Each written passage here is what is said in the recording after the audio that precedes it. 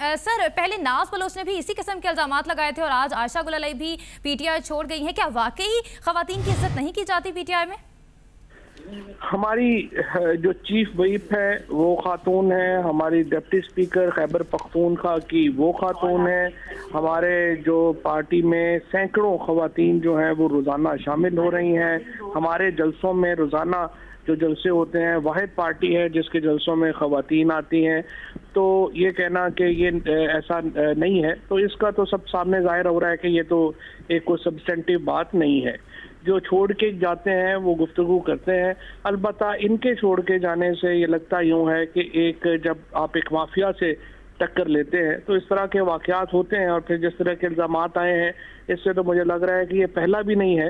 इस तरह मज़ीद जो है जो हम इलेक्शन की तरफ बढ़ते जाएंगे, मामला जो हैं वो और आगे बढ़ते जाएंगे।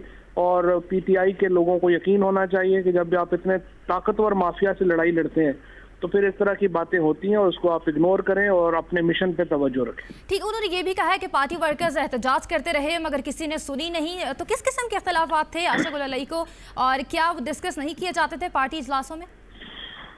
कल उनकी मुलाकात हुई थी खान साहब से, जिसमें परसों जलसे से एक दिन पहले, जिसमें उन्होंने उनसे दो दरखास्तें की थी। एक तो ये की थी कि आप NA1 पेशावर का टिकट जो है वो उनके लिए अनाउंस होना चाहिए, और दूसरा वो जलसे में तकरीर करना चाहती थी।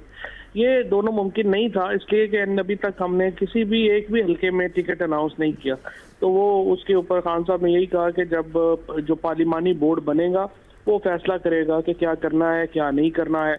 और दूसरा जो मामला है आपका तकरीर का, वो मुमकिन नहीं था क्योंकि यास्मीन राशिद जो हैं उनको टिकट दिया जा रहा है NA120 से, तो वो तकरीर जो खवातून है वो उन्होंने करनी थी।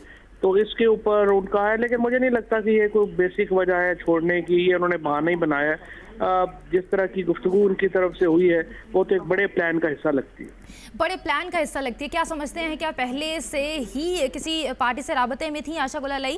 और क्या कल जब मुलाकात हुई चेयरमैन तहरीक इंसाफ इमरान खान से, तो क्या उन्होंने एतमाद में लिया था कि अगर टिकट नहीं मिलेगा या तकरीर नहीं करनी दी जा रही तो क्या ऐसा आसार था कि वो पार्टी छोड़ देंगी?